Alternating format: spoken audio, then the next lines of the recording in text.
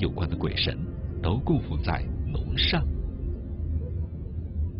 这个那走多的我讲走那了配不习惯，这同我讲个，希望嘛不做为动，那个不个别啦，假如อย่างนี้วิวพันเตาไว้假如ที่บอกเขาว่าให้จุ่มกูไว้จุ่มโคลุมปุ่มพวกคุ้มบ้านชั่วที่อาตุที่จิตทงอย่างเมามีคนอากุนี่ปุ่มช่วยที่คุณต่างอย่างที่มีเวอร์โซ่เบอร์หรือเกลือแล้วก็ก้นเกลืออาจจะไม่ใช่คือว่าที่เบอร์ที่แล้วก็พันผีอะปุ่มเพิ่งมุจอย่างที่คือท่อมีเวอร์ต่อมีเวอร์อู้จำกัดอย่างอากุอย่างที่หมูเชงมุจอย่างเมาโวยามแล้วก็โวผีอะอย่างที่เมาคุ้มคนเนี่ยอย่างอีสุดเกลือพันเนี่ยโนมอย่างเกลือพันเนี่ยอย่างมุจที่อีสุดที่ให้จุ้งกูมีให้เกลือพันเนี่ยกับที่หมูเชงที่个宁楚我讲个，啊，看是宁楚多一不，宁楚我讲是这个刻古的，刻的宁楚。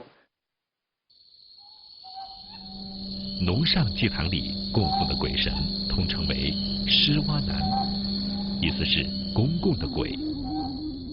鬼神管着粮食丰收、人畜兴旺，决定着存在的瘟疫病痛，邻里和睦。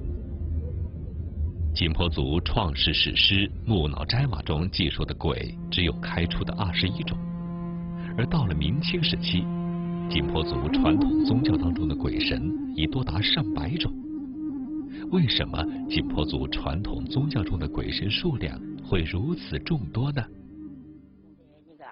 处在瓦木中间讲นัดตมกันจะว่ามีว่าผมบอกจะว่าอย่างทงกาตัวบน啊，我那个干将我讲个，那他们要难我的了，注重了天性的，龙浪毛那不是，干比这个班说有么混乱，啊，怎么有么全招，啊，怎么看我讲个，老文敲讲啊，怎么不啊个，还那样的个朝鲜咯，路线咯个，俺那个敲那家伙了，若用那包包，哈，啊怎么是不个，还用那的用那包包有。啊，存在那个地了，啊，总是我弄个，开始过个爬架车动。数量庞大的鬼神当然不是阿公阿祖们用麻袋背回来的。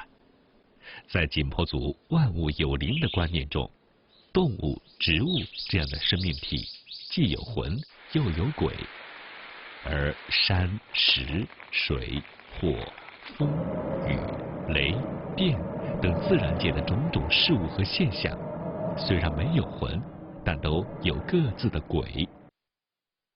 在早期，景颇族朴素地认为，不同疾病也是不同鬼神所导致的。人世间有多少种病痛和磨难，就派生出多少种的鬼神。对自身以及外部世界的未知，是景颇族鬼神世界产生和发展的根源。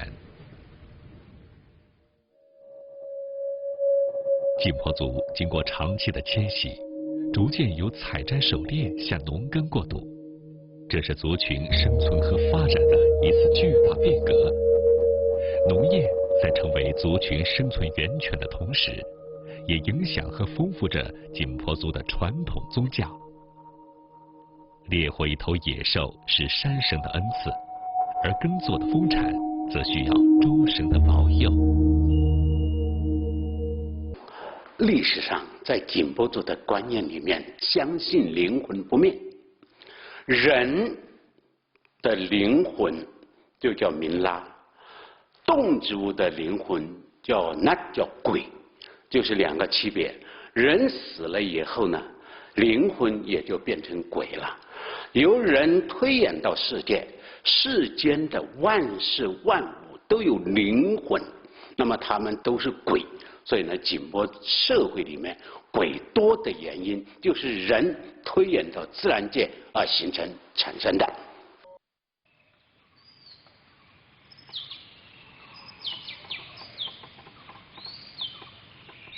景颇族也认为，数目众多的鬼神还存在着善恶吉凶的分别。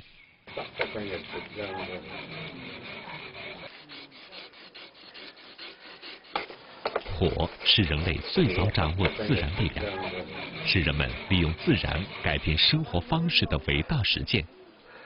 这是一次景颇族传统取火方式的演示。这个就景颇族的摩擦火，就是这个就是心火。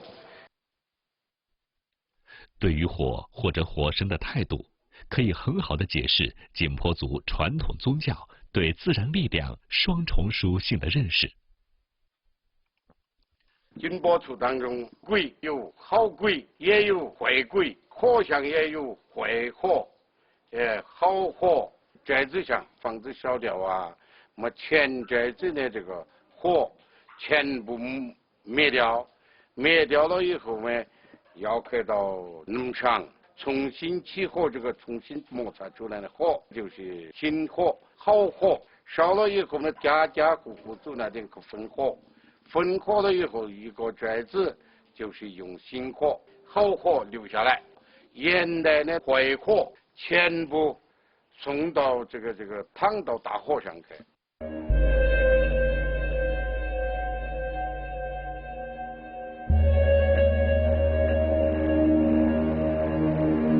这种对自然善恶的判断，参半着人类的情感。人的一切活动都受到这些自然鬼神的干预或支配，只有迎合鬼神的动机和欲求，才能得以生存和发展。于是，人们制定禁忌，远离灾难祸患，通过祭祀祈求福寿康宁。人鬼之间天人之际建立起联络机制以后，就需要董萨进行信息的交换和处理。他们以独特的方式把虚幻与现实连接在一起。借着摩擦燃烧的星火，董萨勒巴都在这户景颇族人家的屋檐下开始了与神鬼的对话。这次对话通过一种叫做摆布的竹子得以展开。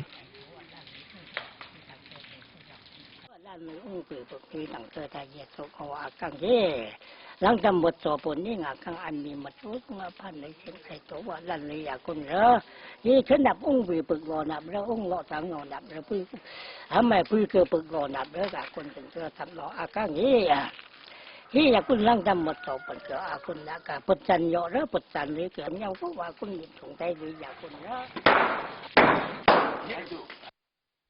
中空的竹节因为空气受热而炸开。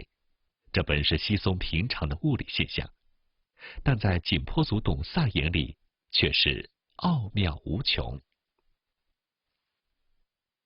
主要是看这个执着是有力气，那如果是导出哪一边，那这个意思呢就是其中哪一个鬼呢来拐着。今天我们看的这个博主这个寨子了嘛，今年还是比较健康的，但是有一点这个就是。天鬼了嘛，那这个意思呢就是这个天鬼上面要上浮了，这个上浮了嘛，今年一年到头呢比较健康的一年了。景颇族打卦占卜的方式很多，竹节爆裂的形状、叶片脉络的纠结，以及日常生活中的器物、长刀、米粒，甚至一枚鸡蛋，都能成为与自然沟通的工具，都暗藏着鬼神的示意。只有遵循鬼神的意志，才能建立起人与万物之间的和谐基石。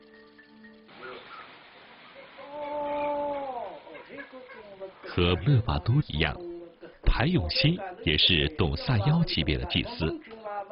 董萨妖就是有能力献祭天神的大董萨。排永熙带领他的助手正在为祭祀水神进行占卦。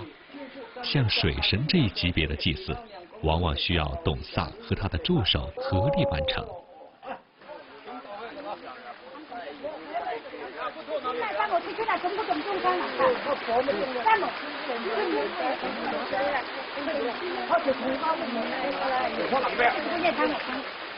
来就是回家来拜个这个母亲，那么会上来搞个这个么强壮，还有这个是该烧火、该倒酒的这个么红炉。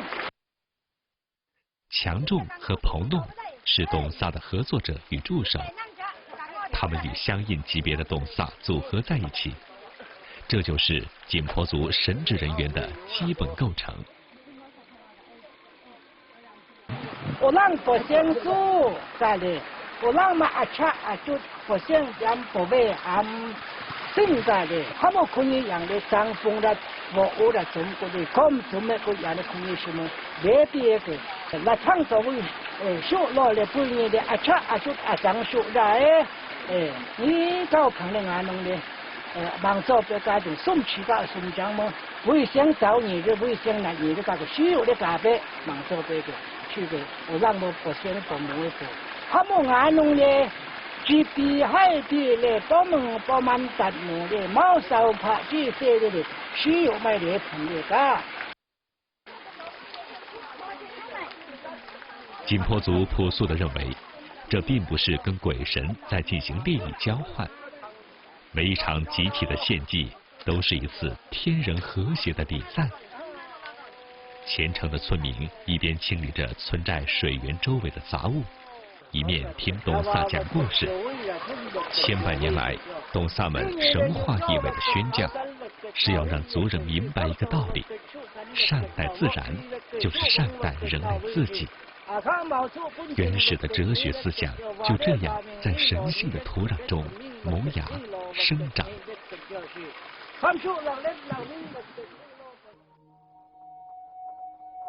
早期景颇族社会中没有专职的医生，董萨扮演着治病救人的角色，大病小病都由董萨通过念鬼来进行治疗。景颇族大夫何干桑认为。 董萨的治疗方法其实就是心理暗示。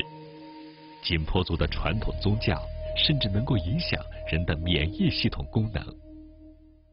我曾经接诊过一个病人，明明我们诊断他是急性阑尾炎，我们马上要开刀，但是他自己说是痛在缠身他，咬了他，是不是？我们先回去击败以后来开刀，结果嘛，他们该谢的谢了，该记的记了，所以就同意开刀，这样的例子不单单是有一个，如果是不同意他去搞，他精神不好，总是想着该办的东西没有办，所以就我的药是不能进入到他的体内来，总是有没想法，所以通过他们的这个宗教仪式，祭拜活动以后，确实达到了。 心理治疗目的。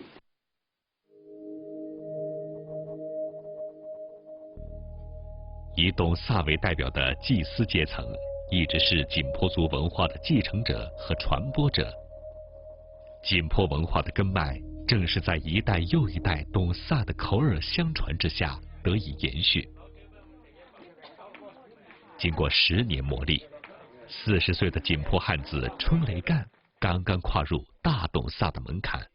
开始练的时候，我们鸡蛋，鸡，还有个猪、牛才勉强去。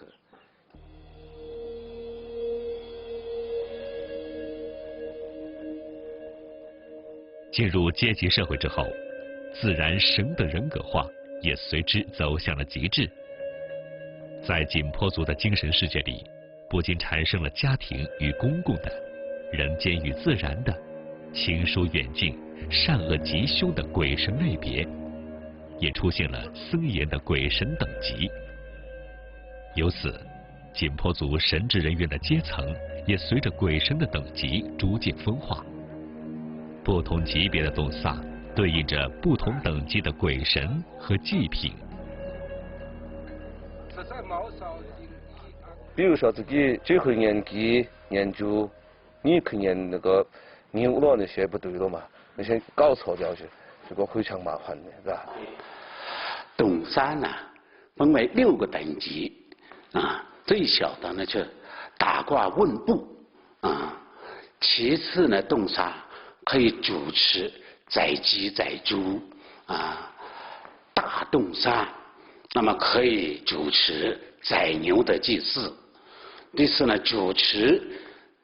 祭农神的叫嘎董萨，主持门闹众歌的叫斋娃。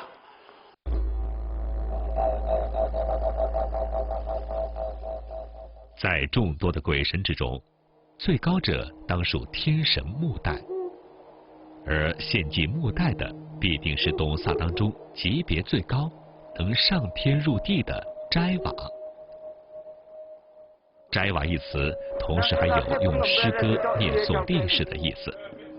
也就是说，作为最高级别的祭司，斋娃也是景颇族的高级知识分子。他们通晓本民族历史文化、宗教艺术的方方面面，并善于用生动的语言在民众中传扬。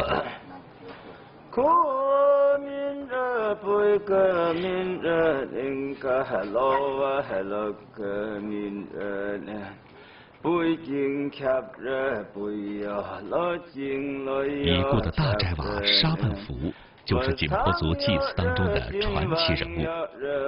他所口述的创世史诗《木朗斋娃》和《勒波斋娃》已经成为研究景颇族文化的重要历史资料。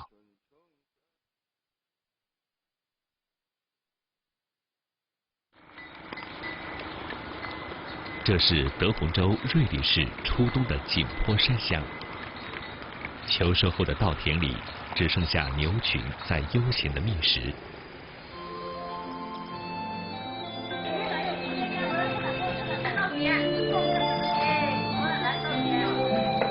今天，王帕村的董萨春雷干家里挤满了客人，远亲近邻们正在为景颇族1年1度的新米节快乐地忙碌着。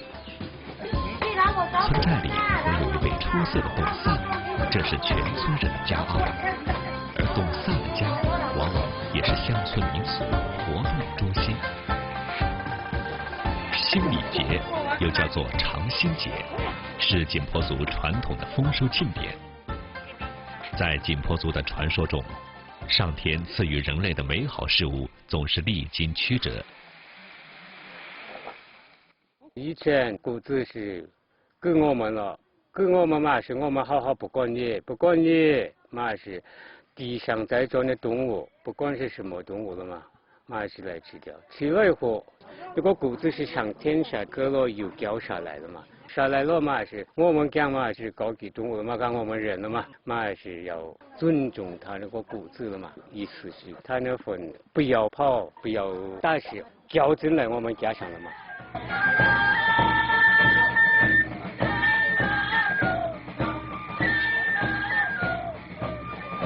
古魂的失而复得，让景颇人懂得作物的丰收来之不易。人和动物都要对上天的恩赐表示感谢，因此在新米节上不能宰杀畜禽。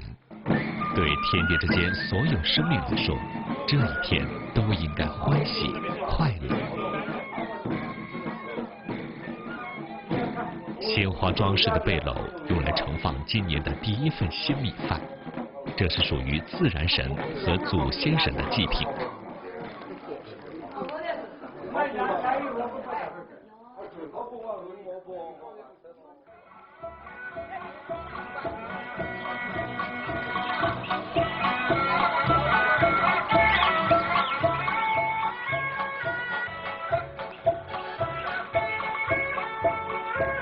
由瑞丽市政府组织的新米节也在这一天同时举行。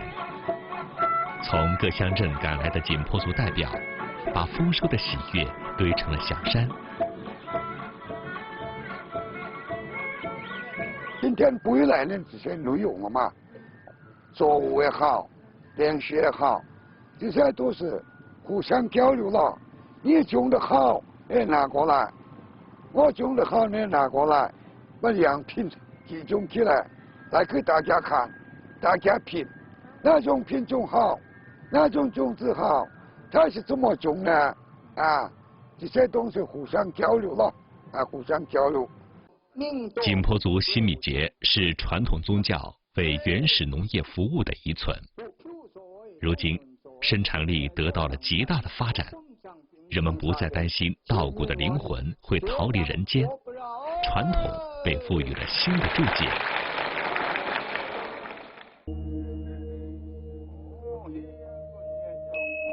在蒙昧的亘古，主宰天地万物皆是鬼。而当人类从自然的对立面回归到天人合一的圆融之时，鬼将不再是鬼。传统精神引领下的景颇人，一直是人与自然和谐共生的实践者。景颇族的鬼神崇拜啊，实际上是对大自然的敬畏。那么通过祭拜，那么建立对大自然的一个敬畏，人与人之间的和谐，本质呢就是人与人之间的和谐，人与自然的和谐，建立一个和谐的村社，这是它最本质的东西了。肯一个不一落最多也，那看不落最多种肉，或脑整干了也，看我把整干，木了也，肯一个不识上做干的干什么弄一秒。哟，超可干啥的？难为。这是自然之神的慷慨和人类辛勤劳作所凝结的硕果。人神共处的天地，盛宴理所应当由人与神共同分享。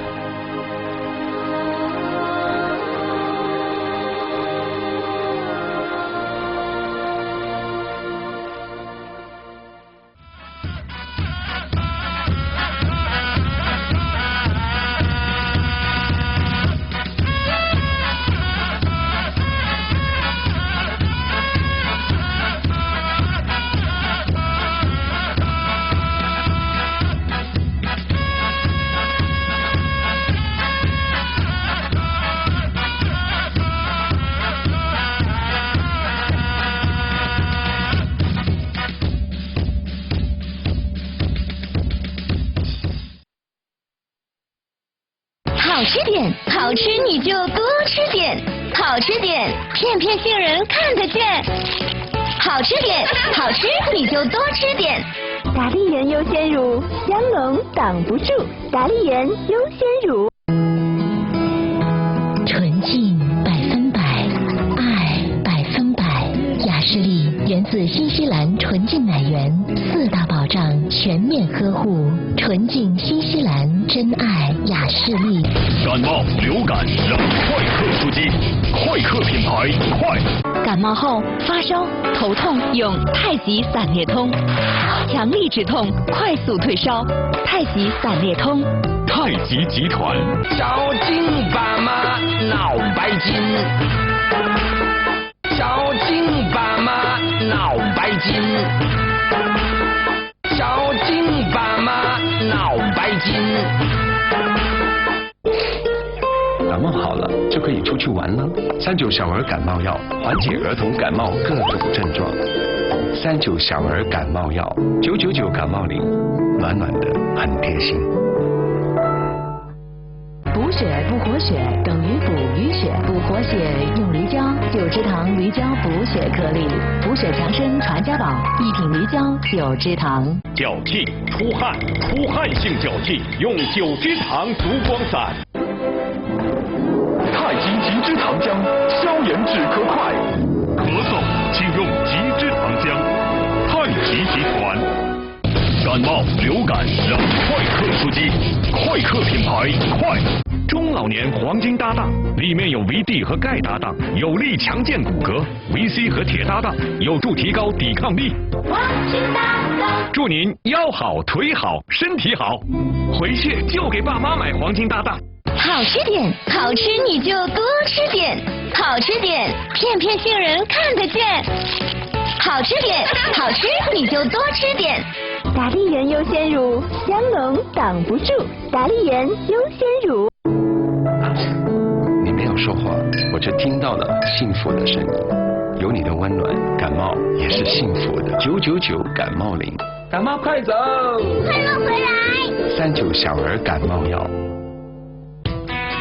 比来比去，还是去国美。3洋42寸超薄 LED，补贴价2499元。红基15寸触控笔记本3499元，大牌低价，贺新春，被信任是一种快乐。中国梦是责任付出，中国梦是蓝色憧憬，中国梦梦之蓝。携手云南卫视，祝福美丽中国。达利园花生牛奶，香浓好味道。达利园花生牛奶，花生加牛奶，营养1+1。达利园花生牛奶。快乐每一刻，我的可比克。九芝堂驴胶补血颗粒提醒您，精彩节目稍后继续。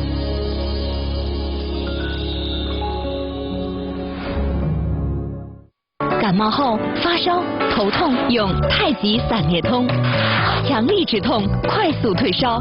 太极散裂通。太极集团。金嗓子集团向全国人民拜年。广西金嗓子。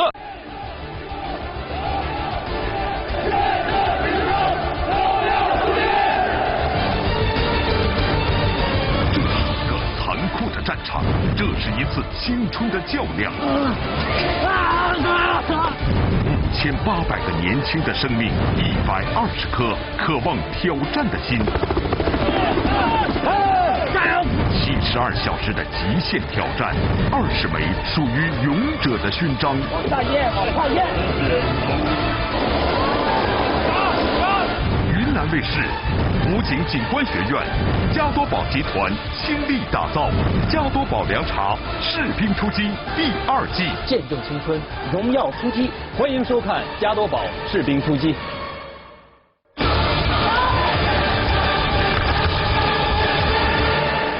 成就凉茶领袖，打造将官精英。本节目由加多宝凉茶独家冠名播出。太极极之糖浆，消炎止咳快。咳嗽，请用极之糖浆。太极集团。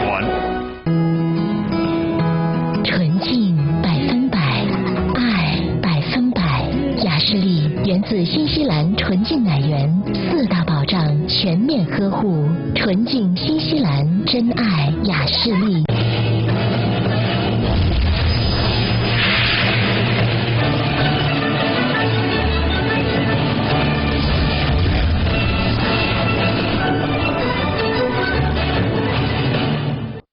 叱咤风云的敌后便衣队，活跃在日寇横行的淮北大地成叛土，杀日伪，保家园，寻疑与敌阵的精彩点映，智慧与胆识的双雄博弈，再现硝烟弥漫的战争岁月，一群无名英雄的感人传奇。敌后便衣队传奇，云南卫视浪漫剧场正在播出。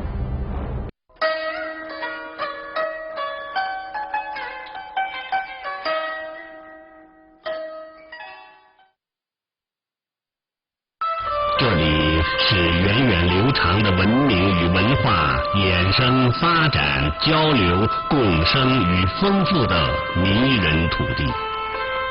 彝族、回族、汉族等23个民族在此繁衍生存发展。这里是那个与唐朝相识中充满了辉煌传奇色彩，并能让我们产生瑰丽想象的南诏国的发祥地，一段气象万千、极度恢宏的历史的出发点。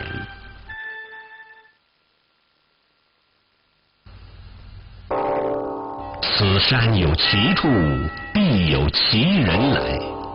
作为中国道教名山之一，威宝山的历史可追溯到东汉时期。相传东汉末年，孟获的哥哥孟优循着威宝山的清净之气，至此传衣授道，首开威宝山道法。从此，威宝山道法千年兴盛，宝山之上道观林立，响庆风铃，清越不绝，至明清之际最为鼎盛，成为西南的重要道场。1300多年前的唐太宗贞观初年，年轻的彝族首领细奴罗带着本部落成员在这里耕牧。细奴罗凭借超群的胆略、过人的才智，在唐王朝的支持下，于贞观23年，也就是公元649年，正式建立蒙舍诏，史称南诏。到公元741年，成为一个历史上占有重要地位的地方民族政权——南诏国。南诏始祖细奴罗被唐玄宗敕封为威宝山巡山大土主，并下旨建造这座土主庙。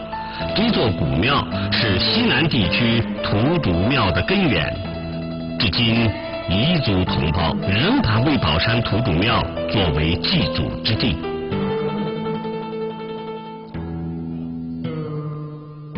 作为国家级森林公园，这里古木森森，奇树林立，高大的云南松、华山松、高山考和不同时节的各种山花，营造出空灵洁净的氛围。悠久深厚的历史文化和浓郁多彩的民族文化在这里交相辉映，构成了独特的微山县域文化。犹如杨花江之水，在历史长河的进程中不断丰盈、发展、升华，不断的走进历史，走向未来。小金爸妈闹白金，小金爸妈闹白金，小金爸妈闹白金。感冒后发烧、头痛用太极散列通，强力止痛，快速退烧。太极散列通。太极集团脚气、出汗性脚气用9支糖足光散。牙松、牙齿松动、牙出血，请服补肾固齿丸。脚气、出汗性脚气用9支糖足光散。已经跑，出发！这是一声明日的召唤，这是一张记忆的封面，这是一次青春的蜕变。云南卫视武警警官学院倾力打造加多宝凉茶士兵突击第2季，即将出击，敬请期待。成就凉茶领袖，打造将官精英。本节目由加多宝凉茶独家冠名播出。中老年黄金搭档，里面有维 D 和钙搭档，有力强健骨骼；维 C 和铁搭档，有助提高抵抗力。黄金搭档，祝您腰好、腿好、身体好。回去就给爸妈买黄金搭档。太极极脂糖浆，消炎止咳快。咳嗽请用极脂糖浆。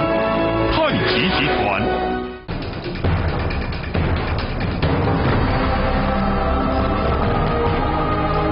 云南有大美，云南省旅游城市，景区景点，风光欣赏。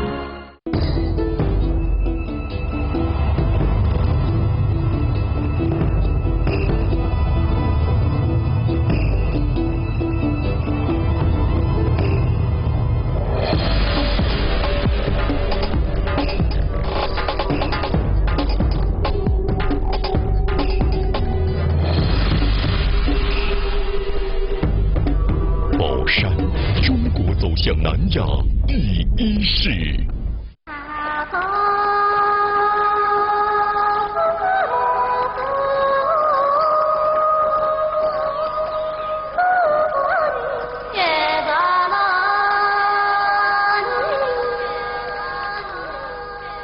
欲为静者，希意绵长。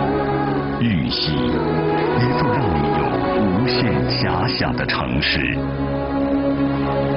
好在玉溪。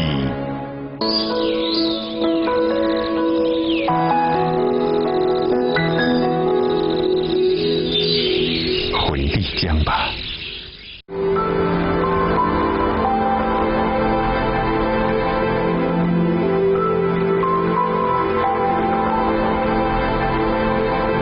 与春同住，美在春城。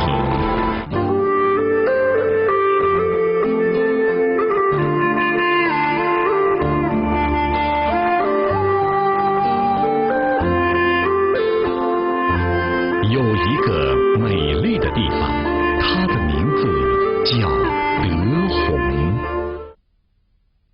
有一个美丽的地方，几代人深深向往。看荆州再次举世瞩目，中国瑞丽，世界最美湿地，大山包温泉养生天堂，西部大峡谷。山青玉，茶沉香，人东阳，情庄严，风积淀，道传承，妙曼普洱养生天堂。达利园花生牛奶，香浓好味道。达利园花生牛奶，花生加牛奶，营养1+1。达利园花生牛奶。快乐每一刻，我的可比克。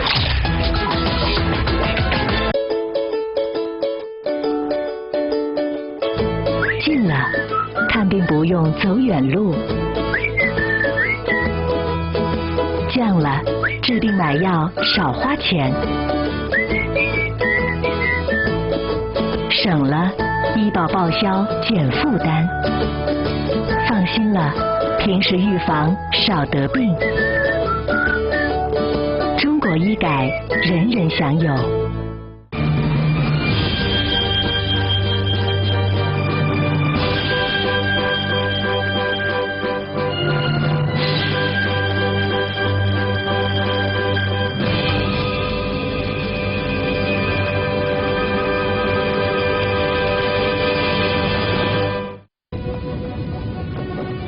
大哥，枪运回来了，你快看。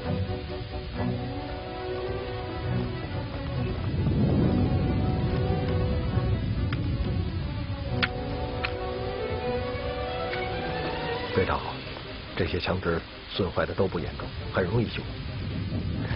大哥，还带回了3000发冲锋枪子弹和1000发机枪子弹。好，弟兄们，你们都过来，过来。我来教大家如何整修枪支，咱们一起动手。好。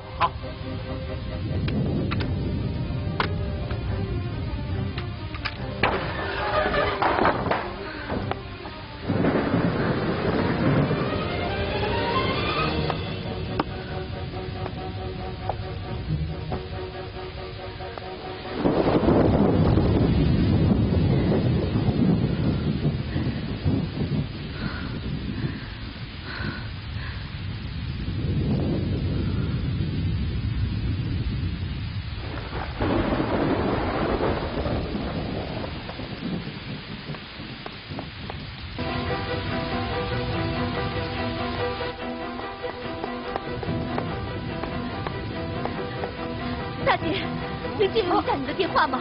哎呦，啥急事儿啊！大雨天的，淋成这个样子，你连伞都不打。哎，快打吧，快打吧！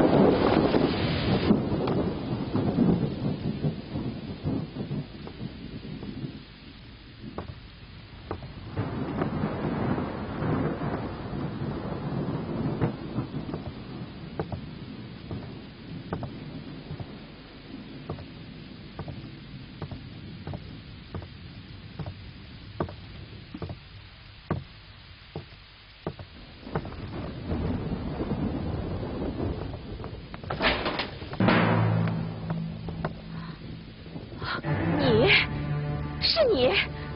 是的，是我。来人呐！快来人！别喊了，我不会把你怎么样的。你还能把我怎么样？几天前我险些死在你的手中。说实话吧，经历了这次事情，我早已不把生死放在心上。于如萍，我想问问你，你怕死吗？你这个没良心的坏女人！现在你落在我们手中，报应就在眼前。橘子姐，这是怎么回事啊？看看这个贼胆包天的坏女人，竟然偷到这里来了！哼，若不是被我撞见，这个坏人还不一定会做出什么不要脸的事来呢。你不要血口喷人，我是来找叶双英的。那你为什么不走大门，却像贼一样从窗户进来啊？大门前有人监视。哈，你还怕监视？门口那些人不都是你们的手下吗？请你们相信我，我真的是来找叶双英的。你给我住嘴！亏你还敢来找叶双英，你把她害得还不够惨吗？啊？你还要把她怎么样？难道你一定要看着她死，心里才高兴才舒服？请你们一定要相信我，我有非常重要的情况要告诉叶双英，事关她的生死，我必须亲自跟她说。我真的很佩服你，事到如今还能装出这副纯真的模样。你以为你说的话还会有人相信吗？你以为我们都是傻瓜，任由你欺骗？我说的都是真的，请你们一定要相信我。不会再有人相信你的话了。你这个坏女人，死吧！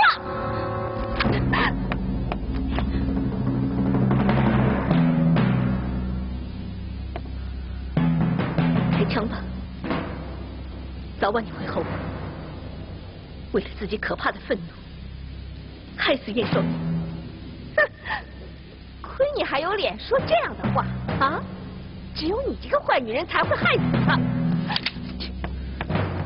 橘子姐，哎，小景帝，你要做什么？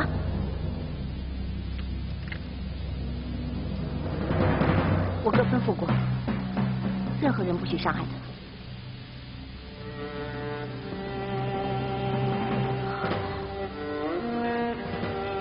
你走吧。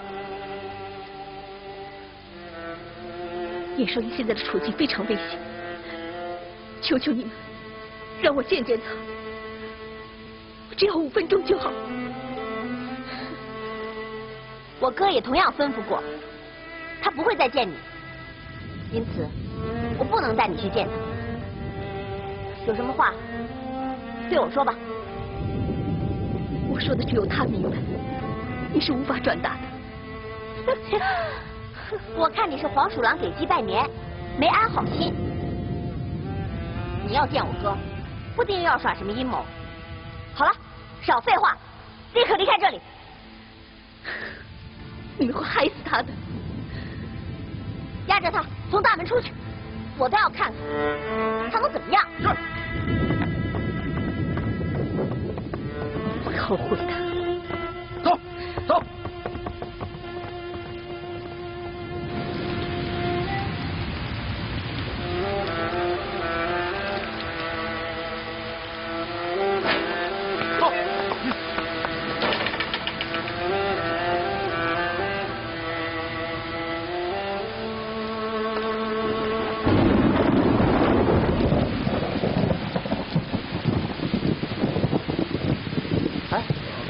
出了个女的，是谁啊？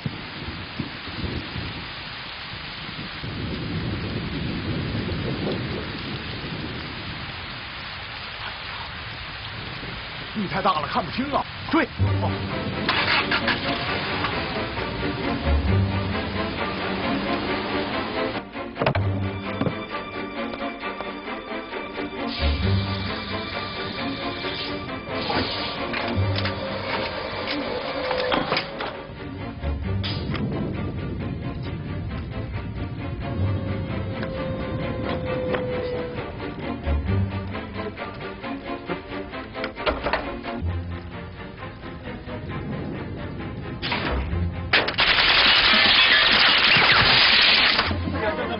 开枪啊！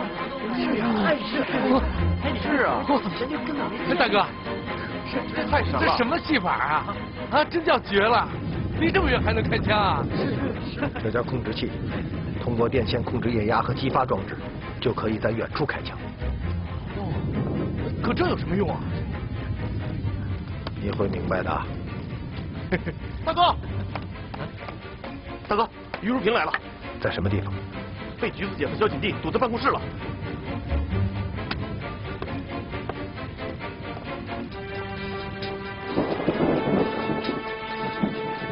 九哥，于如萍怎么来了？问那么多干什么？来，我看。哎，这什么呀？哎，这玩意儿新鲜啊！哎，没看着了。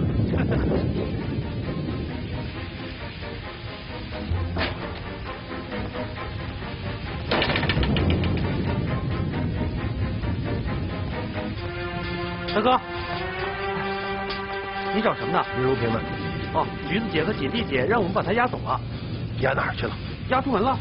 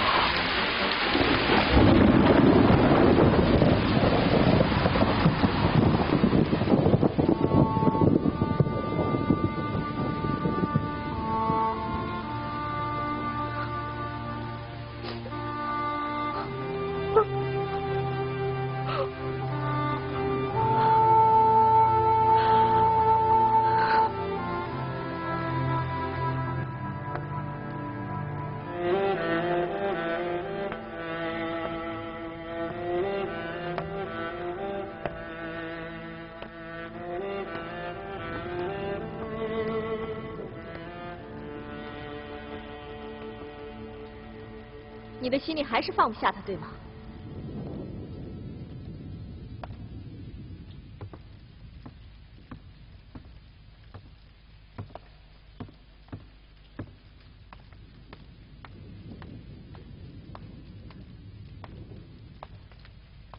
他都说了什么？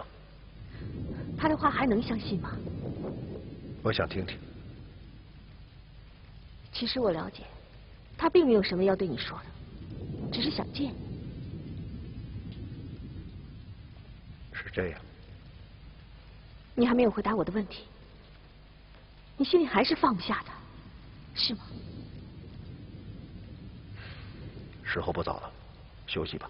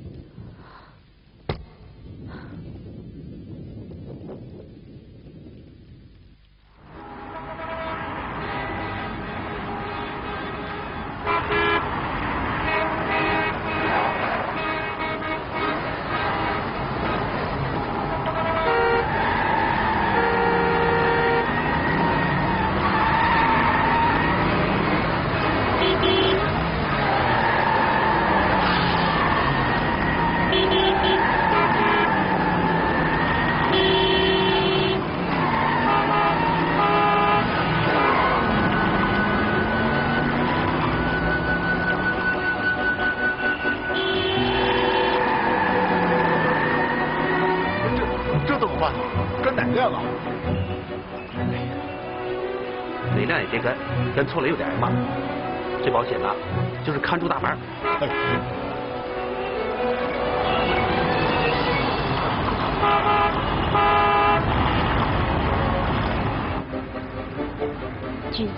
别看了，身体坐正，否则伤口该裂开了。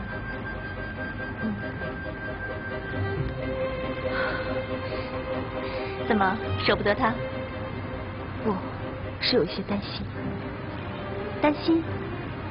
你不了解燕双英，他不管遇到什么事情，总是泰然处之。可这次，他却把我送到外面去养伤，这就说明他预感到了极大的危险。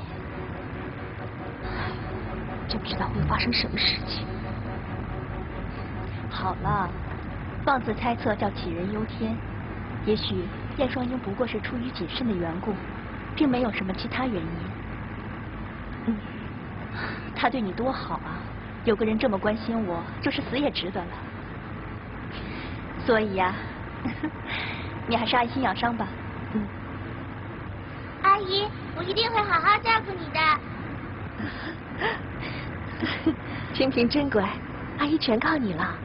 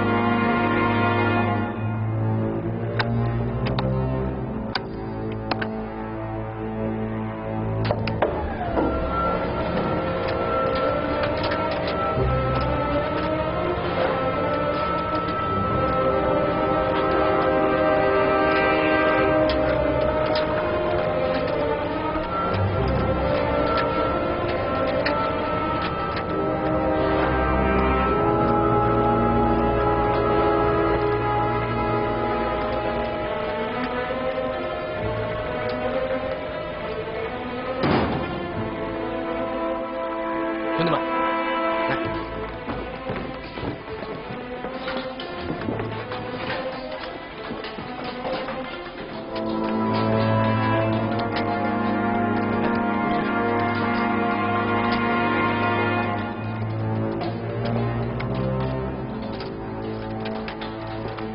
小头，一定要固定结实。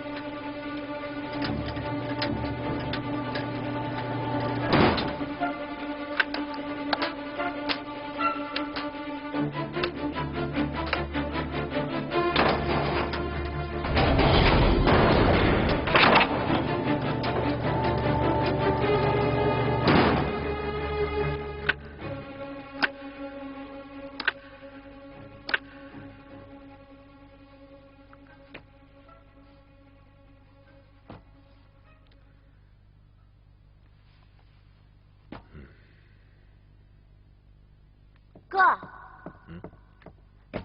哥，李康和高世宝派人来给你送信。人呢？在你办公室。走。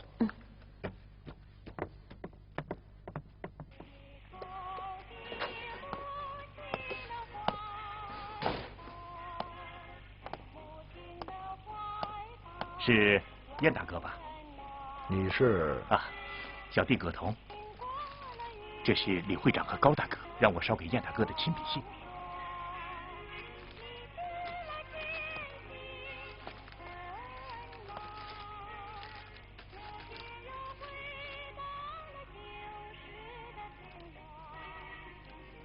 20根金条。是啊。 50两烟土卖20根金条，你们李会长和高老大可真是慷慨啊！李会长和高大哥是钦佩燕大哥的为人，所以才出了最高的价钱。啊，是这样，回去替我多谢2位老大。哎，好说好说。信上写着，要我到张华帮码头交货。正是，李会长和高大哥到时候会亲自前去。 张华帮码头在吴淞区，离此将近100里地。为什么要到那么远的地方去交易？哎，燕大哥有所不知啊，最近共产党在全市范围内开展了打击烟土的行动，风声非常紧。就在前几天，高丹区抓了2名毒贩，当天就被枪毙了。哦，是这样。回去转告2位老大。 今天晚上9点，张华帮码头，燕母一定到。是，那小弟就先告辞了。嗯。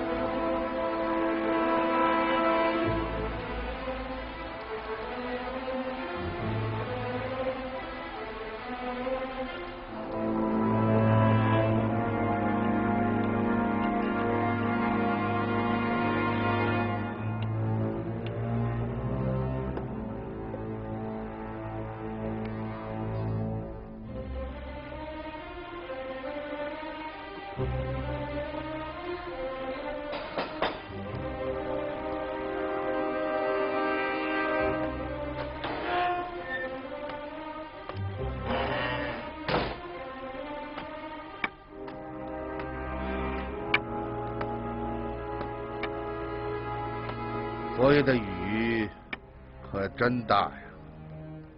你有事吗？你好像病得很厉害。我感冒了。哦，是昨天夜里头淋雨了吧？今天凌晨，监视歌舞厅的弟兄发现一个女人从里边跑了出来，很快就不见了。哦，可这与我有什么关系？ 那个女人难道不是你吗？当然不是。作为杀手，你不属于那种会说谎的人。昨天夜里，你冒着大雨从歌舞厅的后窗跳了进去，对吗？你怎么知道？很简单。 因为监视的弟兄没有看到你来，只看到你走。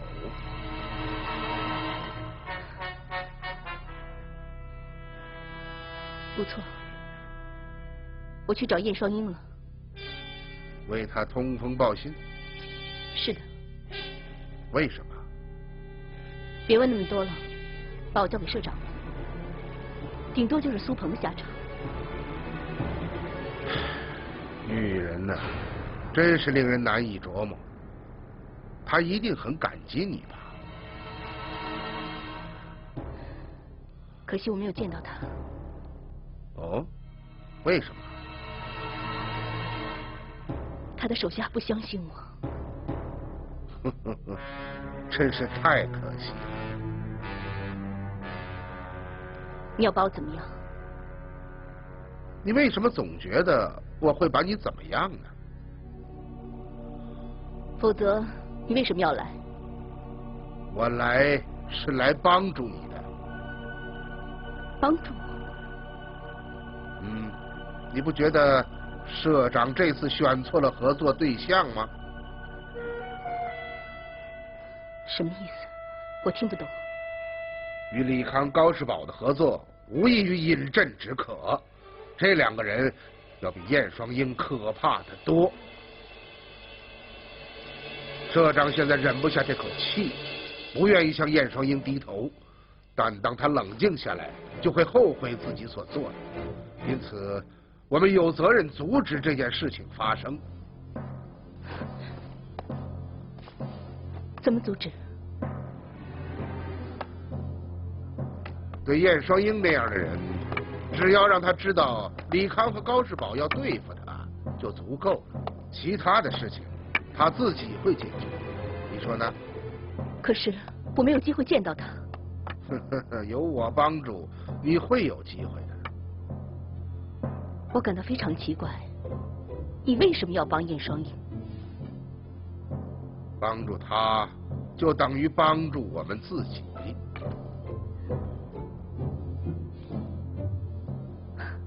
我明白了。